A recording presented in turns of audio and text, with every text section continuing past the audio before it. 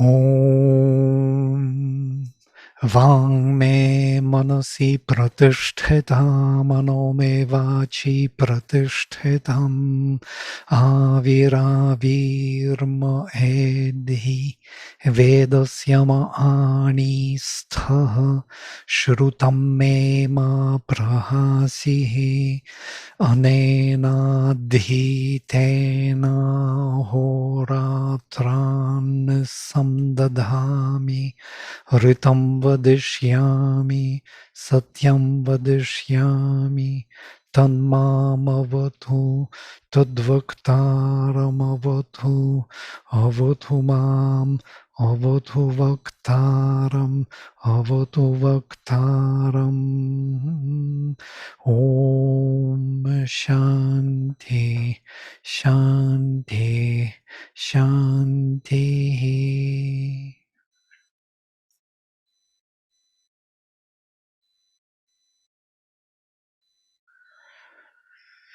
So this is the Shanti Patha of Rigveda, yes, from Aitareya. I was mentioning already, most probably, Aitareya, a great Rishi, Mahidasa Aitareya, the surrendered being to the earth. Interestingly enough, Rigveda is associated usually with earth, with the fire, Yajurveda with space, Antariksha in between heaven and earth, and Samaveda with the heaven. So we have these associations. And Mahidasa, Aitareya, interesting word Aitareya, for some of you may not know that his mother was Itara. Itara means other, kind of outcast. His father was Rishi, Brahmin, but his mother was outcast. And most probably because of that, they were mocking him and, belittling him and making fun of him. So he called the whole tradition Aitareya, and now it is the most prominent Rigvediya Aitareya tradition, after his mother. So, and this mantra says, Vak me, my speech, manasi pratishtita, is established in my mind. Mano me vachi pratishtitam, and my mind is established in my speech.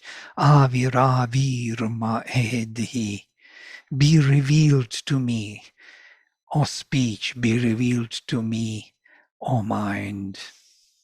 I am adding, O speech, O mind. There is no this, but it's double, revealed to me be. Vedas Yama Ani Stha. You are two foundations of the Veda. Foundation is a relative word. Ani means that axis within the wheel, that central part of the wheel which holds the wheel. Shrutam me ma prahasihi. May what was revealed to me don't leave me, literally. Anena dhitena, and by that learned, ahoratran, the days and nights, samdadhami, I combine, I put together. Ritam vadishyami, I shall speak the truth of becoming. Satyam vadishyami, I shall speak the transcendental truth of being.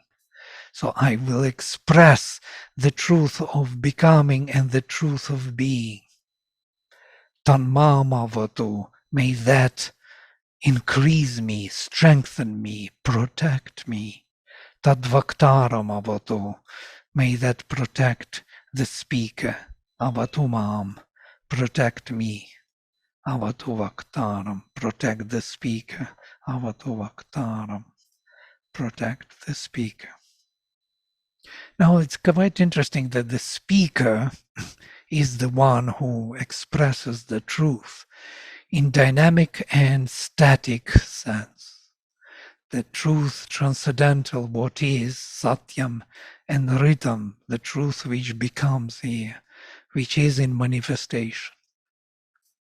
This distinction on truth in being and becoming in the post-Vedic literature is totally lost. There is no more. Rashi is joining us. Namaste, Rashi. So we just started with Shantipatha, which you know very well. The speech, my speech is established in my mind in my speech. Be revealed to me your speech, be revealed to me your mind. You are two foundations of the Veda. It's always understood that the speech is the earth and the mind is heaven, and so by heaven and earth, yes, that things come together. These are the mother and the father of all creatures. So what was revealed to me, Shrutam me, ma prahasihi, don't leave me. By that learned, anena adhitena, ahoratran samdadhami, I combine nights and days. It's like uninterrupted string. I collect my nights and days by uninterrupting process of continuous consciousness, so to say. Consciousness is not uninterrupted through days and nights. You sleep and it is still there. Maybe some of you had this experience. I had it for a few years. I couldn't forget about that thing to be remembered. During the nights also, it was always constantly present, as it were. So you combine days and nights together in this kind of uninterrupted movement forward. I shall speak, I shall express Vadishyami, the truth in the dynamic unfoldment or in the evolutionary process, the truth of becoming, written, Satyam Vadishyami, I shall express or speak the truth of being, transcendental, Satyam, what is. Tanmama Avato, may that increase me. Tadvaktaram Avato, may that increase or grow within the speaker, the one who expresses the dynamic and static truth. Avato Mam, increase me, protect me. Avato Vaktaram, protect the speaker, protect the speaker. This is the profound Shantipatha of Rigveda. So today we start our hymns to the mystic fire. Our idea was that we will take hymn by hymn, see what Sri Aurobindo says, go deeper into these meanings, and see where it leads us. Yeah.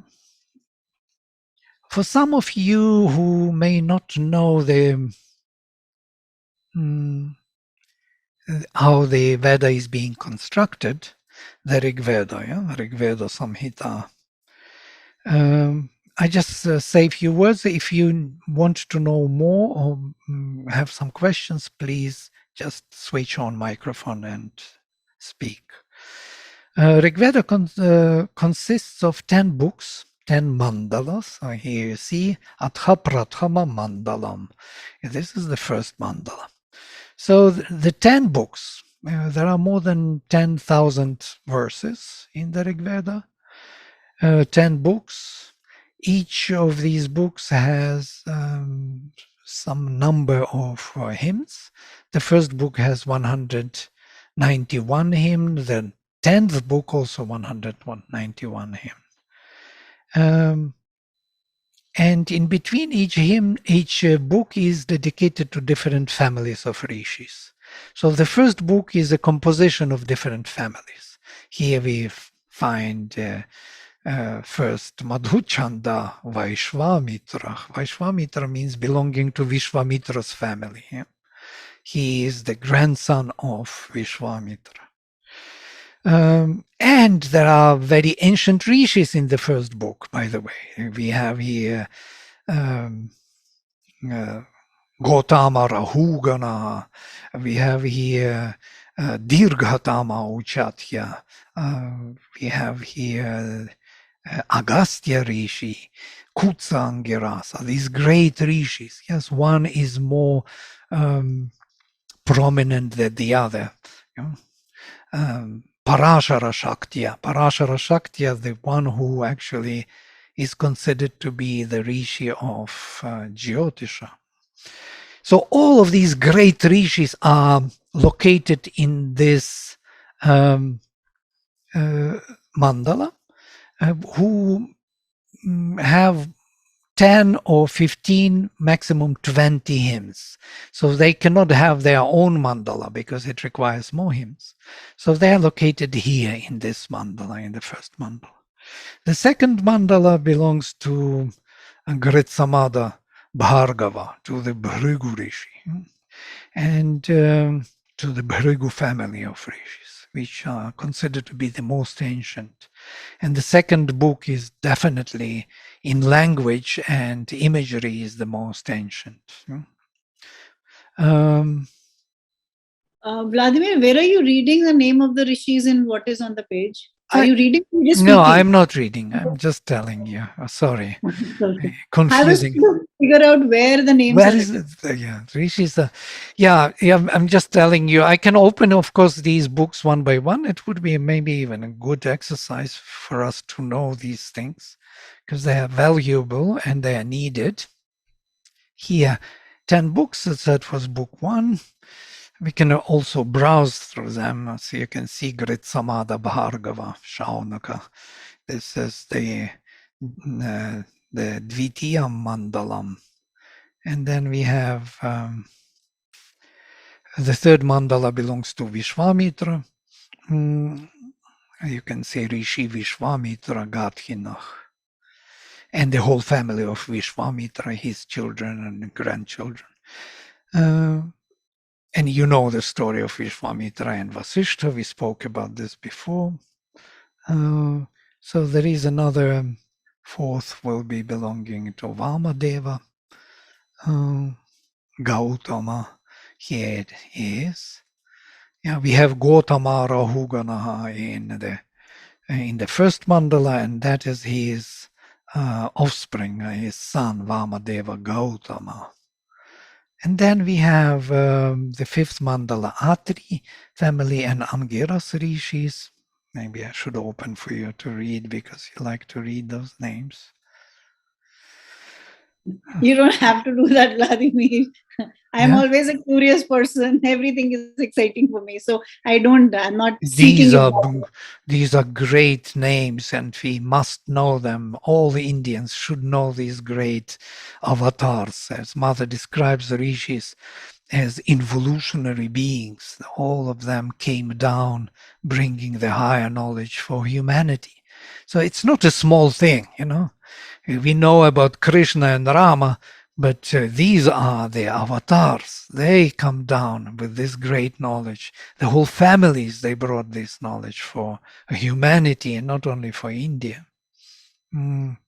So, of course, I'm very glad that you asked about the names of the rishis because they are so important. And the sixth mandala is Bharadvaja, Barhaspatya. There is always a lineage. So Barhaspatya tells us that he comes from Brihaspati lineage. Yeah? Mitra Varuna, the Vasishtha next will be Maitra Varuni. If we open, let me open. So you can see Vasishtha Maitra Varuni. That is his lineage. He comes from the lineage of Mitra and Varuna. Can you imagine Mitra and Varuna, the divine consciousness and being, are his parents, parentage. So it tells us something about unique quality of the rishis. Yeah? And in general, let me finish with the whole overview first. And the eighth mandala, as you see, will be Kanva family, Gaura, or Ghora Angirasa. Ghora Angirasa was the teacher of Krishna, actually, son of Devaki. It is mentioned in Chandogya. So this is the Kanva family, Medhati Ti Kanva. The ninth mandala dedicated totally to Soma, exclusively to Soma deity by many different rishis. So He is also Madhuchanda Vaishvamitra, the same beginning as the first mandala. And the 10th mandala is again a composition of different rishis, the same as the first one. And in the 10th mandala, we find very rare rishis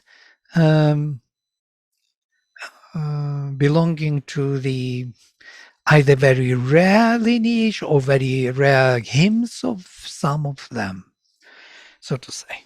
And also the hymns connected to the later time, closer to us. We have already the hymns of creation, Purusha Suktam, Nasadiya Suktam, Devi Suktam. All of them belong to the 10th mandala. If I open it, we can even browse through it. It may give you a good sense of what it is. It starts with Trita, Aptya, very rare rishi. His hymns, and many, many hymns of different origin. Rishi Vaivasvati Yami, you see, Yami and Yama. This is a beautiful myth about Yama and Yami, brother and sister twins, the solar deities who came down here, bringing the whole humanity down into embodiment. And then they got to separate. So Yama was the first one who died and who found the way back, way back to our origin from which the whole group soul came down. So he had to depart, and Yami didn't want him to depart. She wanted to stay with him together. They were twins. And he said, no, now you will be here alone on earth. You find for yourself different companionship, and I am going back to the origin from which we came. So he went back to the psychic origin from which all our souls came down, and she stayed here on earth. And this is quite interesting because these two solar deities, Yama and Yami, are responsible for the soul traveling. So when the soul dies here, Yama comes, or Yama sends his Sarameya dogs, his,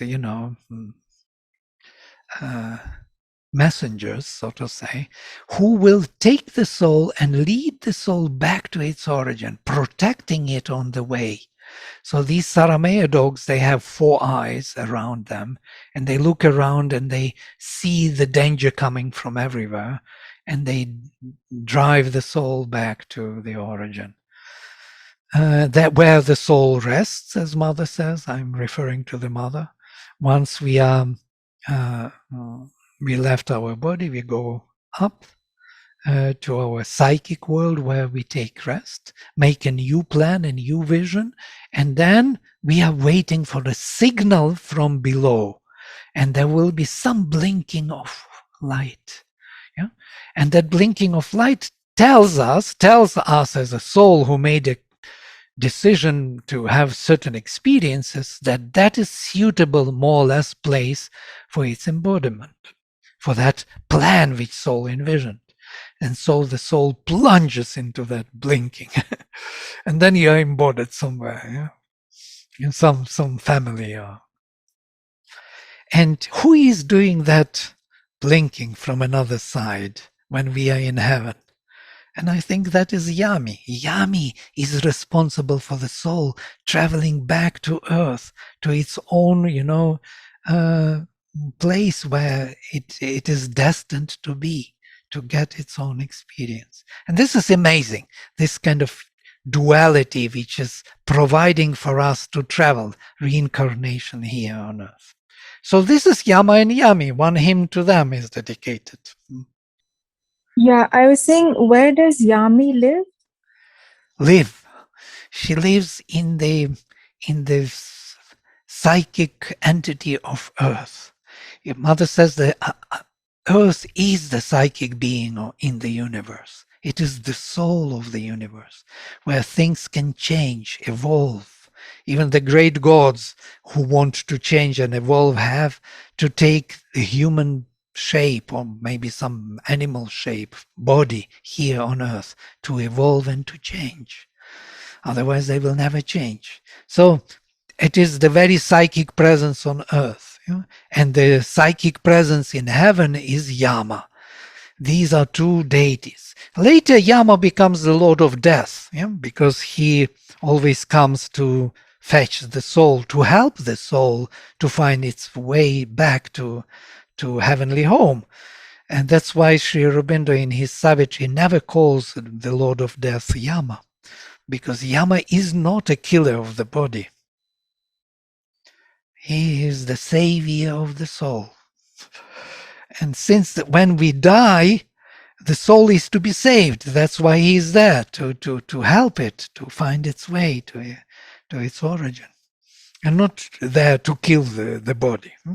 So later it was kind of understood that he is the Lord of Death. But notice he is the Lord of Death, and at the same time he is Dharma Raj, the Lord of Dharma for some reason.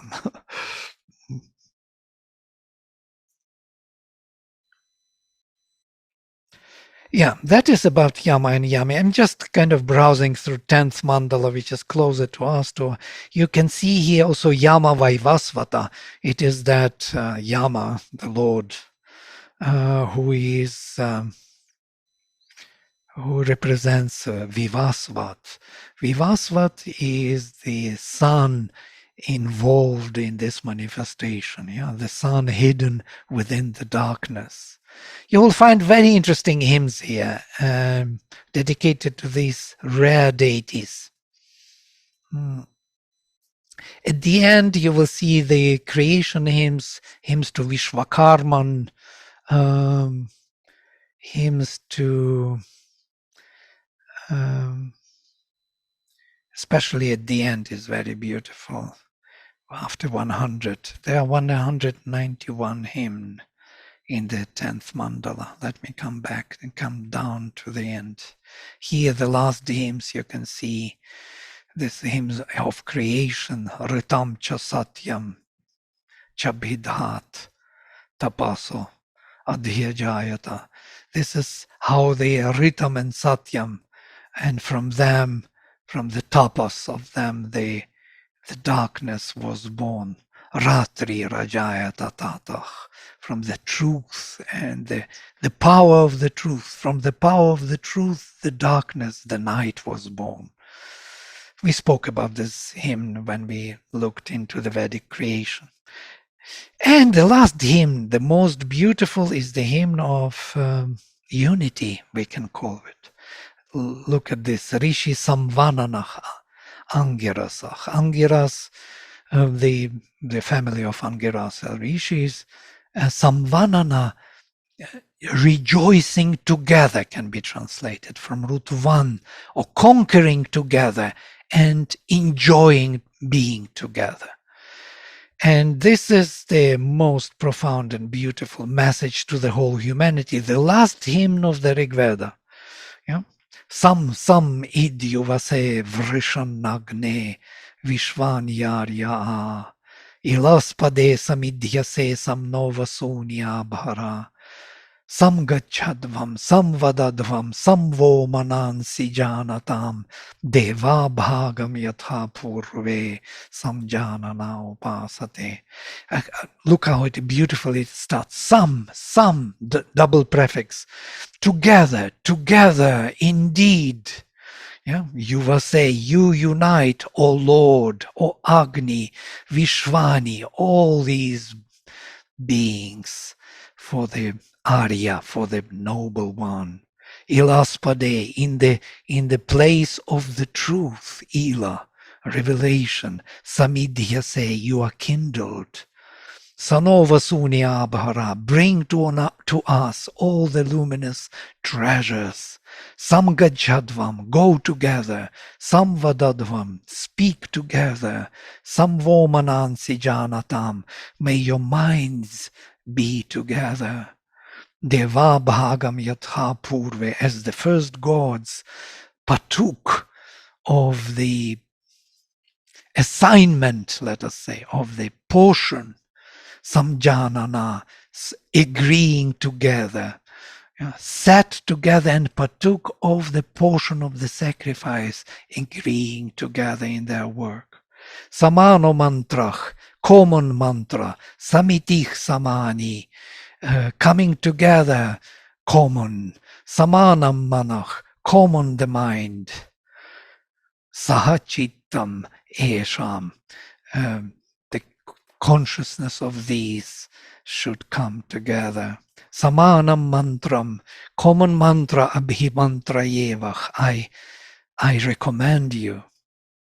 Samanena vo havisha johomi, with a common oblation I am making this offering. Samani va akutich, may your will in the body be common, be one. Samana hridayani vaha, may your hearts be one. Samana mastu vomano, may your mind be one. Yatha vaksu saha sati, as you shall be together perfectly in the future. This is a profound message to the whole humanity. Speak together, go together, speak together, put your minds together. These are the messages of the Veda. So this is the last hymn, and the first hymn is the hymn of Agni, and that was the topic for today. And let us look into this hymn. It is a very important hymn. I remember once when I started my studies in St. Petersburg University, after the first year of studies of Sanskrit, they told me you can choose any hymn or verses from the scriptures to make your research, so to say. We have to submit research after 1 year.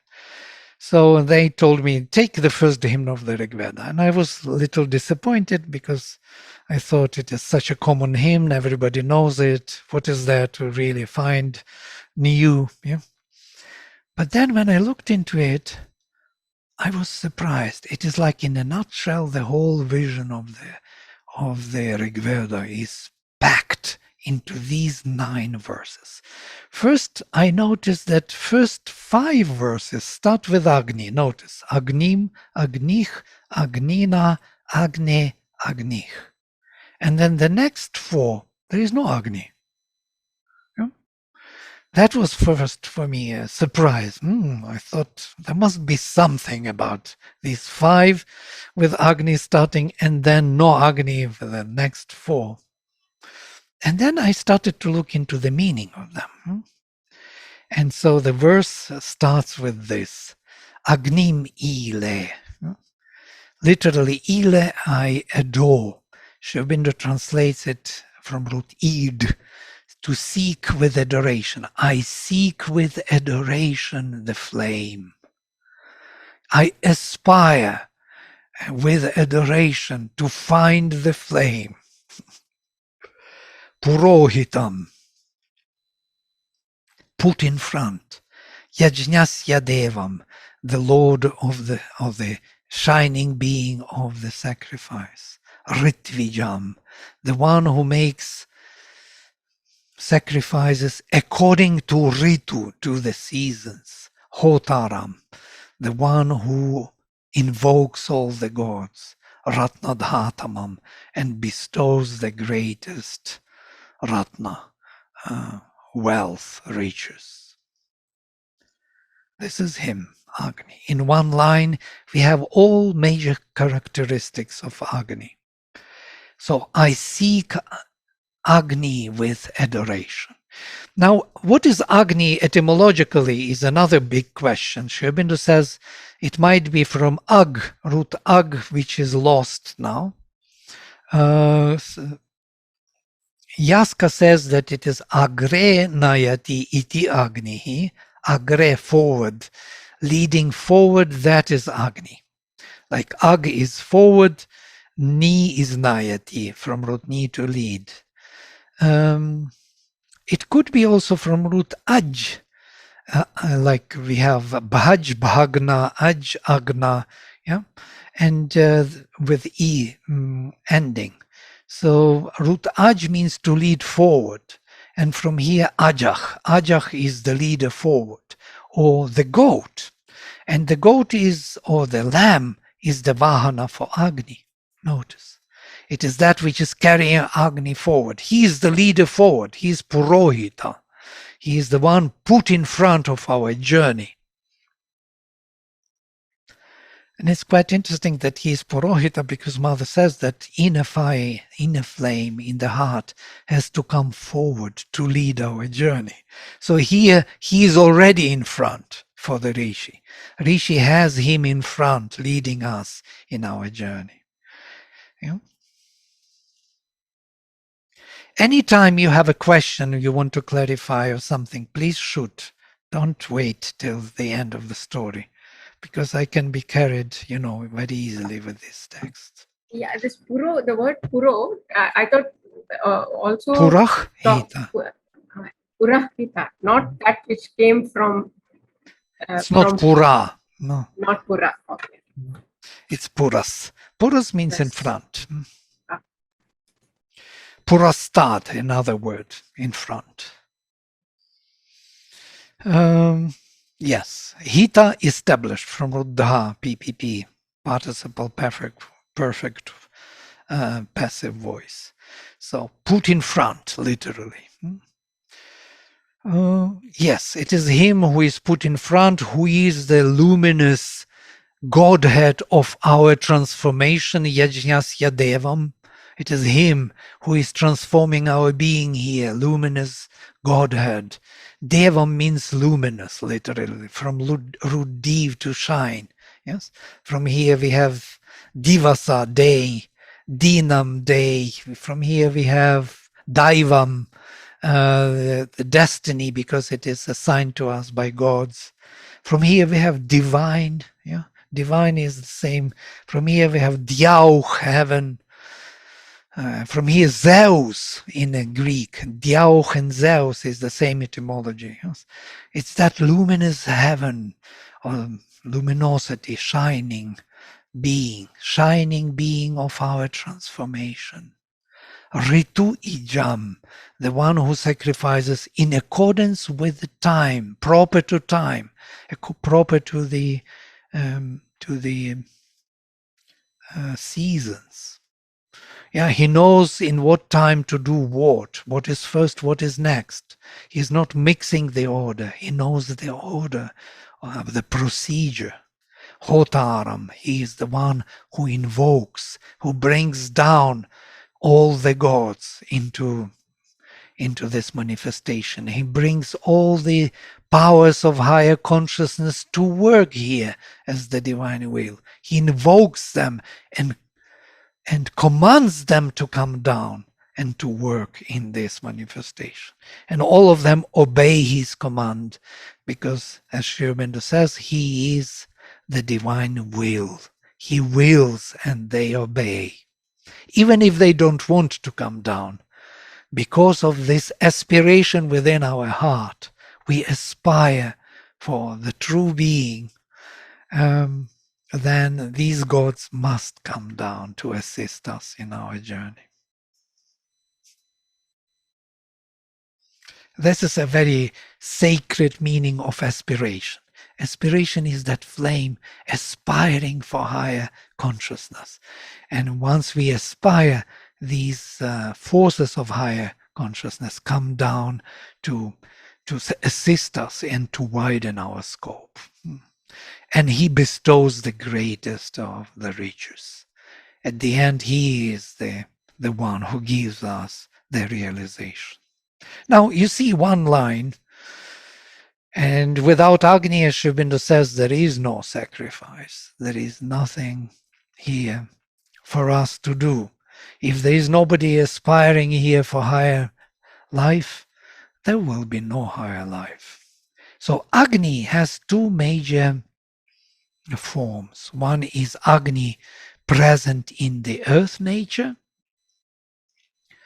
hidden within the darkness, immortal among mortals, that presence in Earth atmosphere, that Agni, which is aspiring in every creature towards betterment, towards higher capacity, so to say, the survival of the fittest, that Agni, which causes and makes everyone survive and become better and better and better in survival and development. And there is other Agni, the flame within the heart. And that Agni is a bit different. So Rigveda speaks about this Agni in two different terms. Priya, we will come to it in other hymns. Priya, beloved, or Idiyah, worthy. Yes. Just 1 second. When you said the Agni of the first kind, so is it, when I'm thinking about it, it feels as if it's there in the love also, like when somebody's aspiring to love, or even the love of the flower with which it grows towards the sun. Is it also not? Absolutely. It is that Agni, yes. It is Agni in nature. Flower grows towards the sun, is, moving towards light. It is that Agni, yes, in the flowers, in the greenery, in the animals, in the mother animal protecting her kid, her calf, giving her life without thinking. So this is something which is inbuilt in nature already. It is there. But in the heart, it carries different quality or brings different, how to say, different characteristic of the divine. And somebody asked the mother about this. Did Rishi know about Agni, flame in the heart? And she answers, no, they didn't know, but they discovered. This was a good answer. They discovered the flame in the heart.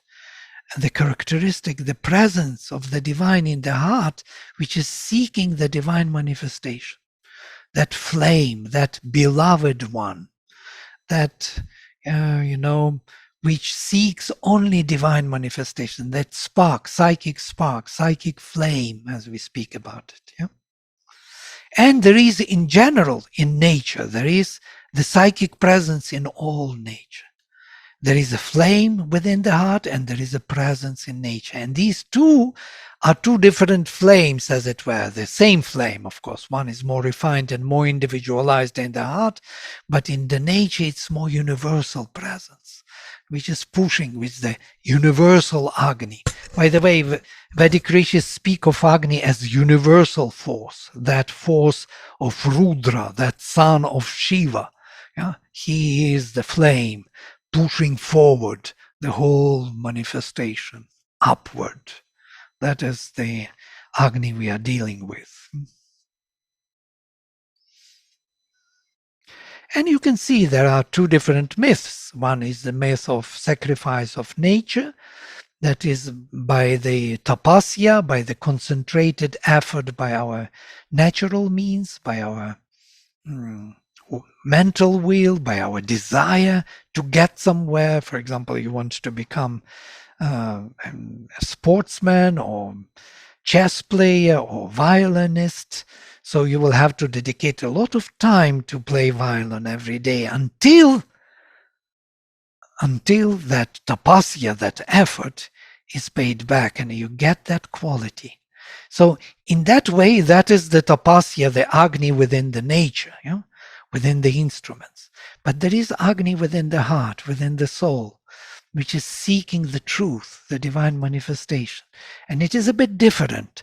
It works not through the effort, personal effort and tapasya, but through surrender, through self-giving to the divine. And that effort is considerably different from the effort within tapasya.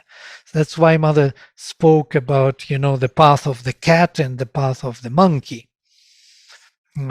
As you remember, commenting on Ramakrishna's presentation Ramakrishna spoke about two, the path of the monkey and the cat. So the path of the cat is giving herself totally to the mother to carry. Yeah? And whatever happens, the mother cat may drop the kitten and kitten will fall and die or something. There is a total trust of the kitten to the mother cat. There is no way that the cat can just trust and give itself to the mother. And the monkey is different. It is holding on to the mother. And if the monkey child will lose the grip, then it is... So there are two different paths. Path of tapasya is monkey's path, and path of surrender is kitten's path. And somehow Mother says that these two are not easily complementary. You cannot do both. You cannot hold on to the mother and surrender to her. You have to trust and you have to let go. Yeah? You remember the song, Let It Be. Words of wisdom. That is the surrender. Let it be. Don't try to make it your way. But the path of tapasya is also very valid and very powerful.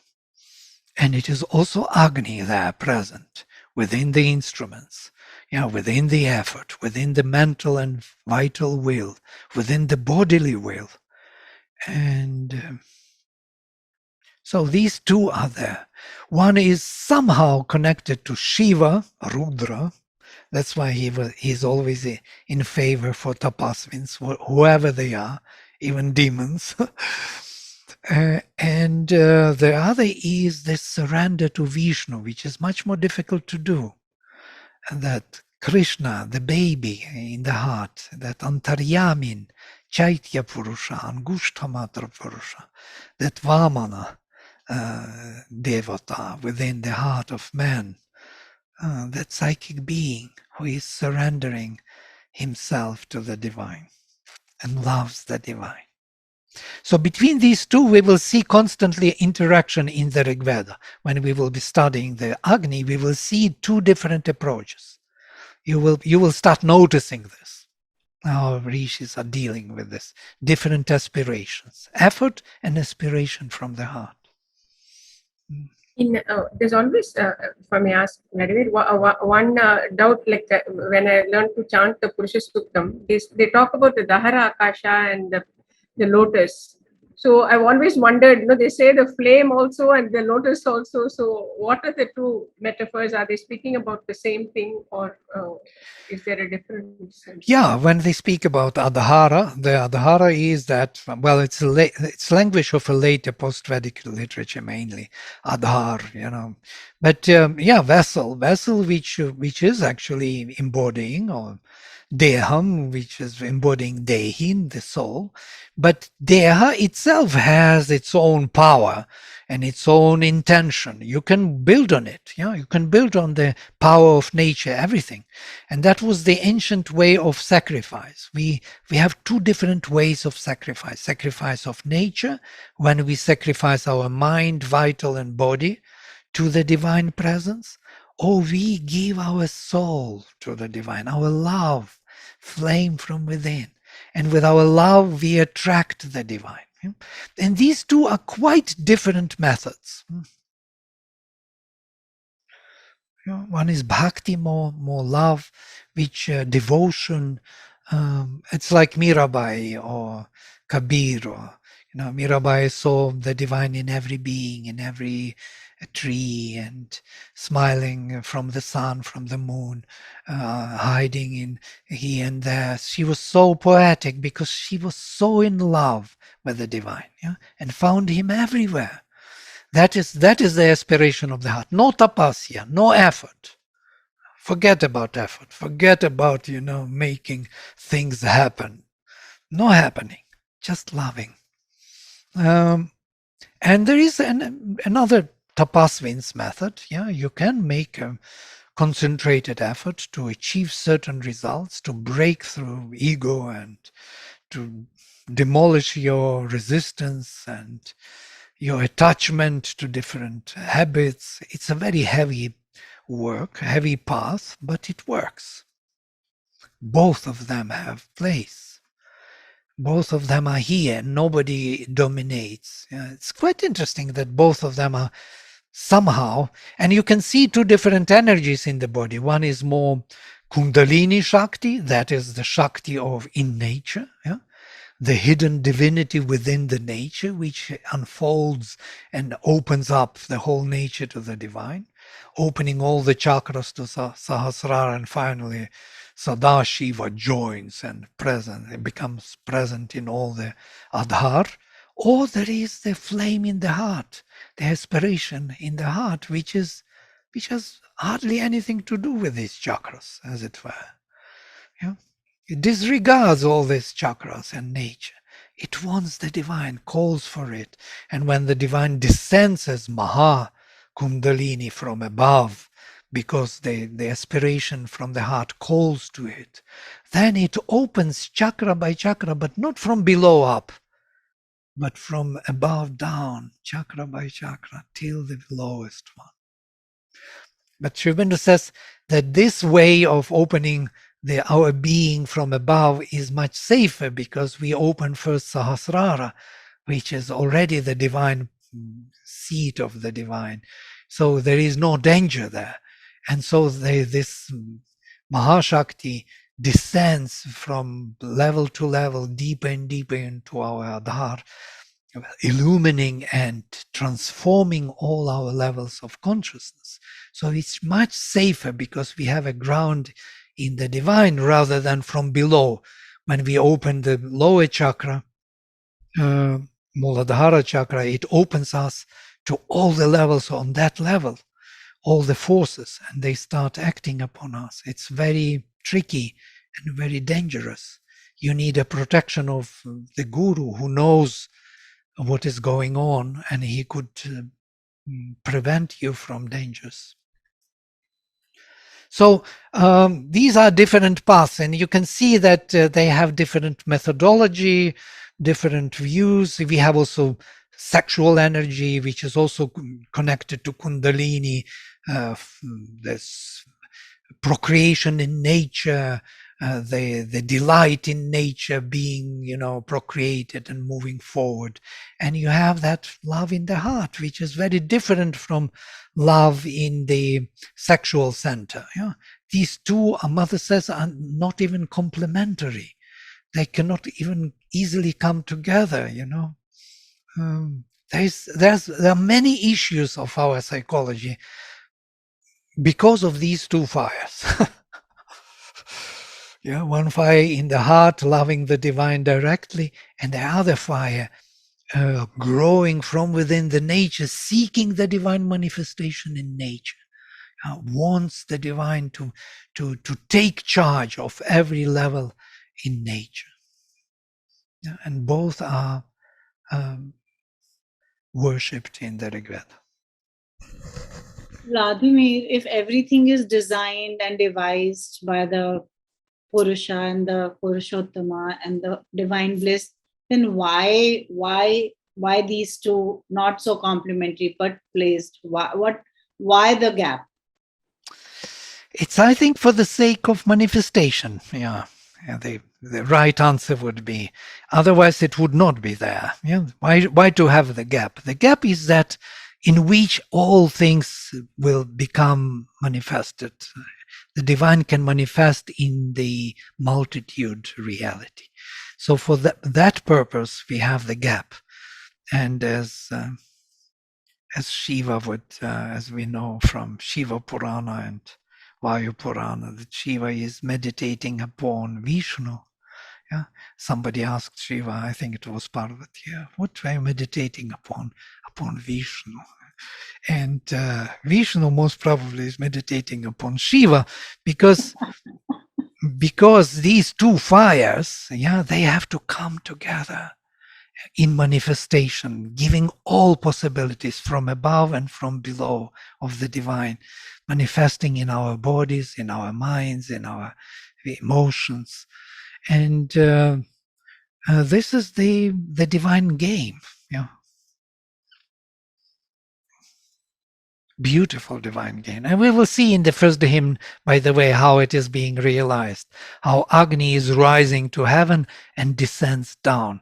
That will be most probably the topic of the next session, I guess. Today was kind of again introductory overview of the foundations of this vision of who Agni is and who is this mystic fire, and why it is in the universal sense, the nature, the earthly nature, the psychic presence on earth, yes, which gives everybody who takes the body, the physical body on earth, the possibility to evolve the psychic being, the divine individual being. This is something amazing to think of. That's why all the gods, all the Rakshasas, demons who are typal beings, are attracted to earth. They all want to have that possibility to grow in consciousness and to become even as supreme. Yeah? Because everyone here can become him. He wanted to be many. And that is his unending evolution through this means of Agni, aspiring higher and higher, flaming, calling to the greater and greater realizations of the divine, and transforming our being, making it more and more suitable for that greater consciousness. All right, here I will stop and we will start with the second shloka next time. Agniv purvebhih rishibhih. Yes. Vladimir, I have a question regarding the structure because I am seeing it for the first time. So I wanted to know what is Varga 137, then Mana, Anu 1, and then Chand Gayatri, and then, why there are 9 and there are always 9 lines, or maybe later, but Sure. I will tell you everything with happiness. Nobody wants to know these things, but this is the most juicy stuff for those who want to study the Veda. Yes, Chandas is the meter Gayatri, Devata Agni, to whom we call, and the Rishi Madhu Chandas, the Vaishvamitra, the grandson of Vishvamitra. Yeah, so the one who speaks the word is Rishi, the Devata who is invoked and involved is Agni in this case, and the meter by which it is done is Gayatri, 888, 3 times 8, yeah? 8 syllabic pada. Agnim ile purohitam, 8, Yajnasya devam ritvijam, 8, Hotaram ratnadhatamam, 8. Wow. Oh, then why is the grandson's name before? Like, why is it written like you said? Madhuchanda is grandson of Vishwamitra. So why his name is coming before his?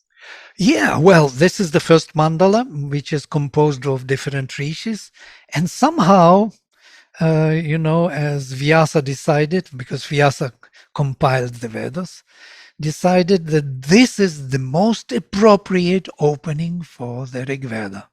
And he is totally right. We will see it when we will analyze the hymn. We will see why this hymn is the first. We saw the last hymn. Why the last we can imagine, yeah, because this is unity for the humanity come together. But why this is the first, we will have still to discover. And why 9 lines? Also, we will have to discover. Okay. Can I ask something? Yes, please go ahead. I was wanting to understand. One is that why is the term Yama and Yami used for those two, the parting of the soul and the coming back? Like you said, Yami. So why the term Yamis in terms of the etymology of the word? It's actually twin, yeah, Yama. It's like a double, yeah. That's nothing to do with the control idea of Yama to control. I mean, if you go to the root of it. Yeah, also Yam to fashion, to control, also not only to control, but also to furnish, to fashion, to put in shape, to put in order. Yes. And Okay, because then it would make sense why, if there is this fashioning and all of that, then mhm. one can understand why they are that which carries you beyond and also brings you back, reshapes you into creation. Yeah, but in the Rigveda they are twins, simply twins. Yeah, but luminous twins. Yama is considered to be one of the Adityas. Yeah, Yama, Surya, Prajapatya from the Isha Upanishad. Yeah. So Yama is one of the luminous godheads. Aurobindo speaks about this, that he is Aditya. He is not just small being. He represents the whole group soul of humanity. He is in charge of our reincarnations here. All these billions of people are going through his, path. He discovered the path back, and he sends the souls down. And Yami, his twin sister, is taking charge of them here, that they will find their destination. But when we talk of Yama Raja, is it the same Yama we are referring to there also? I guess so. I don't know any other Yama, in a way. Okay. It evolved in a mythological sense. It became, since he appeared many times when the soul was leaving the body, it was kind of easy to say that he was the Lord of Death. Yeah, but he is also Dharma Raja, so he is not just the Lord of Death. So that kind of secret mission of Yama, Vedic mission, got veiled. Yeah. And the surface characteristics became more prominent. Because I was also thinking of the Dharma Raja and death and all. And one thing that struck me is that um, all of creation works with this incredible rhythm, the right. Everything has got this mathematical precision. And it is when, and that is what is this also one of the key components of the concept of dharma. Like dharma is really the what do you say, the quintessence of satyam, ritam, brihat.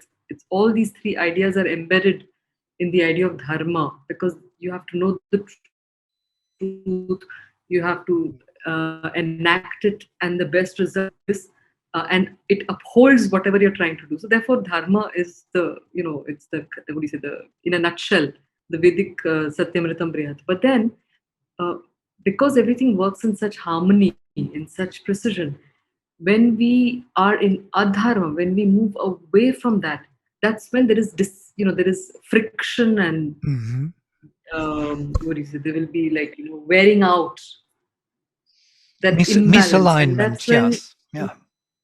yes, and that's when death, because as long as we are in harmony, in the rhythm, then there is less, there's greater chances of immortality at all levels, of course. Yeah, there is more effective action of the spirit on because we all came here for that action. We came to bring the spiritual influence on this unregenerated being. So that is dharmic. That is rhythm. Rhythm means we are aligned totally, and we allow that energy to come through and do its work through us. That is the rhythm, and that is dharma also. But as Bhishma would ask at the end of his life, I don't know. I know what is dharma. I know what is adharma, but I don't know why adharma is attracting me, not dharma. And this is a big philosophical question. And I think I somewhere intuitively I know the answer, my own answer, if you want, if you will. It's quite amazing, because there is one simple because the divine is to be everywhere. There should be no adharmic spot whatsoever. So we are attracted to adharma because we want to find the divine everywhere. There must be something there. That's why it is so tempting us as souls who came here for transformation, to transform that adharmics. We are attracted to adharma because we know somewhere there is hiding, the truth is hiding, the bliss is hiding there, and I want to discover it. Of course, we fail, we feel pain, we do mess, we create a mess, but still, something is going on in spite of that mess. Some transformation is taking place. That's most probably the answer to Bhishma's question, why Dharma is attracting me more than Dharma. Why the darkness is attracting us. Yeah? Yes? Yes, Prita. Yeah, I was saying this is so optimistic and very realistic for tough situations. Also, yes. By the way, I put this beautiful Sri Aurobindo's quotation. Let me project, since we are here, from Savitri. I put this Savitri's quote onto my Facebook. Let me find this. Have you seen this beautiful also? Let me find this for us. This quotation from Savitri. Let us look into it. This is an amazing thing. Alive. It is from The Secret Knowledge. Alive in a dead rotating universe, we whirl not here upon a casual globe, abandoned to a task beyond our force. Though it may seem so, it may seem that we are abandoned here, we are left to do impossible tasks, but it is not the case. Even through the tangled anarchy called fate, and through the bitterness and death and fall, an outstretched hand with capital H is felt upon our lives. It is that support of the divine to our souls. It is near us in unnumbered bodies and births. In its unslackening grasp, it keeps for us safe the one inevitable supreme result. The one inevitable supreme result no will can take away, no doom change. The crown of conscious immortality. The Godhead promised to our struggling souls when first man's heart dared death and suffered life. This is Yama and Yami, first death and suffered life, Yami. One who has shaped this world is ever its Lord. It must be so, can't be otherwise.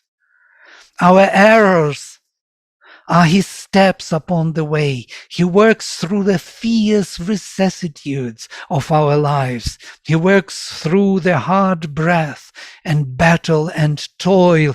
He works through our sins and sorrows and our tears. His knowledge overrules our nescience. His knowledge overrules our nescience. Whatever the appearance we must bear, whatever our strong ills and present fate, when nothing we can see but drift and bail, a mighty guidance leads us still through all. This is the absolute Vedic vision. Beautiful. Okay, this is a good place to... You wanted to say something, Anuradha, still? Naiva. No, just the fact of why we are attracted towards darkness is the Vedic vision of initially there was this light that withdrew itself and there was this darkness that became the dominant reality in which Agni plunged. So every lifetime, what I understood through my little research is that every life experience is this light which has plunged into the realm of darkness and is trying to grow the light within, so that's the Agni aspiring up. And because darkness is the milieu in which this plunge took place, that is what is the more dominant reality for all of us.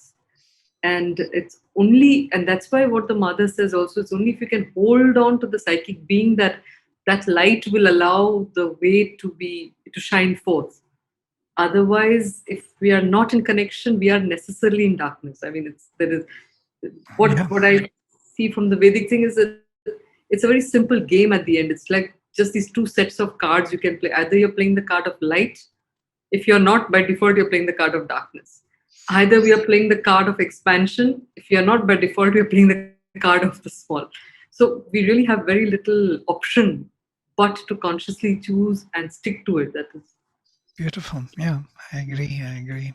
And there are, of course, these twilights realms and all the gray zone. Yeah. I was going to say there are 3,547,000,000,000,000 shades between the two cards of dark and light. And I'm sure it's not the final number because you can split those also. So because it's very degrees interesting. Sorry, I was saying just in different degrees of brightness. Yes. And to which direction you go? You go brighter direction or darker direction. This is the either towards light or towards darkness. Of course, we are neither total darkness nor total light. We are all the varieties. But what direction? Go left or right? It's like nearly, yeah. It's absolutely true, yes. And every time, every moment in our life, we have to make a choice.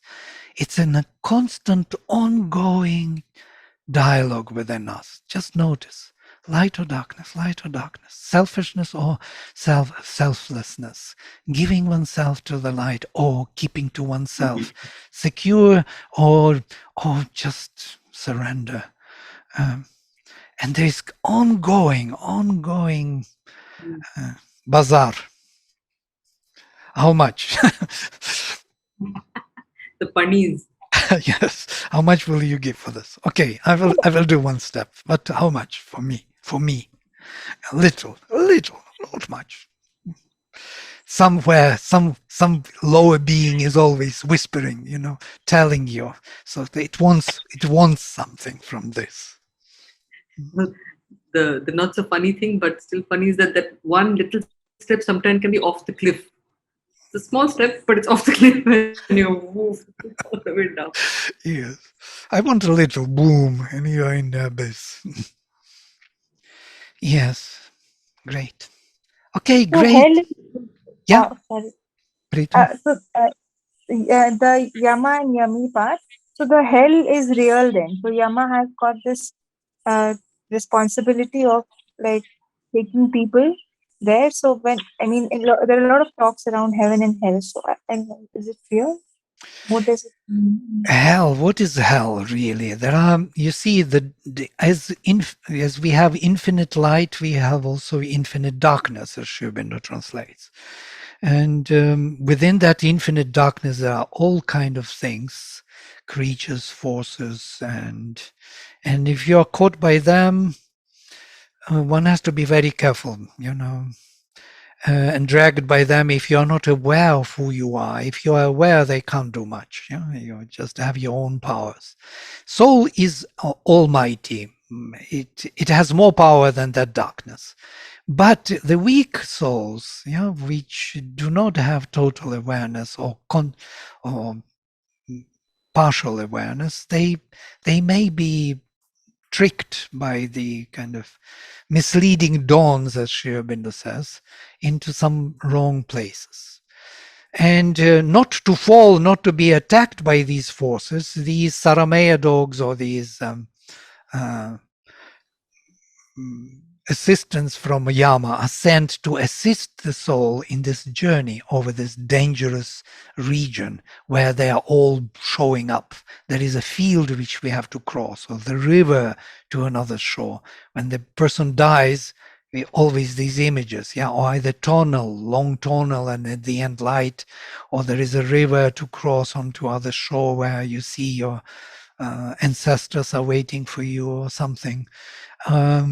Or the field full of wild animals, wolves, who are attacking you when you are crossing. So you need a help.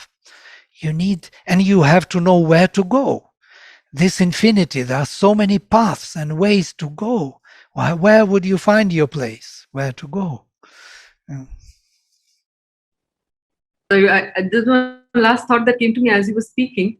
And when you gave the example of the baby cat and the baby monkey, is that at a cognitive level, the baby cat method is that of the intuition, where you're not applying anything of your accumulated thing. It's not anything to do with you just trust, and you just trust that you will get it. Whereas the baby monkey is this thinking, now hold, all of that. So just in terms of also the surrender. Very nice, very nice. Nice intuition, about intuition. Because if Sarama is the what do you say, the guides or the dogs that guide the soul, then intuition, they represent intuition, and therefore it is really that again, because the mind can never know, not that it can never know, but the mind in its working is faltering. It's not an instrument of knowledge. Yeah. So it's an instrument of memory and conditioning and all, as it stands. Yes. For intuition, you have to let it work. You cannot really make it work. Yeah? You have to step back. You have to allow that power to show you what it is. So, and you have to follow it. Sarama follows her own drive, and Indra will follow her and will find the hidden, the stolen cows. Yeah. Beautiful. Thank you for these insights. They are very valuable. They are all necessary for us, for the development of our psychology, for knowing why this literature is important to us and to humanity in general. Such an archetypal language, such a beautiful universal language, simple. It can reach anyone. You don't need to be an educated person for this, some kind of academic background. You don't need for this. You need to have open being looking for the truth. Great. Okay, I'm then closing with the mantra for today. Om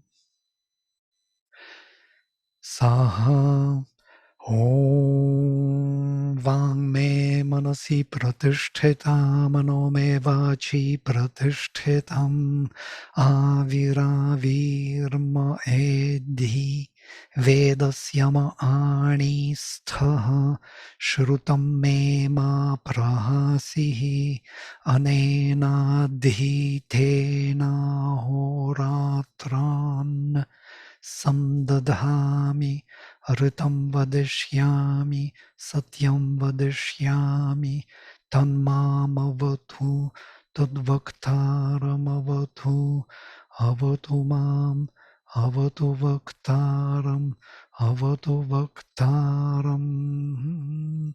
Om Shanti, Shanti, Shanti.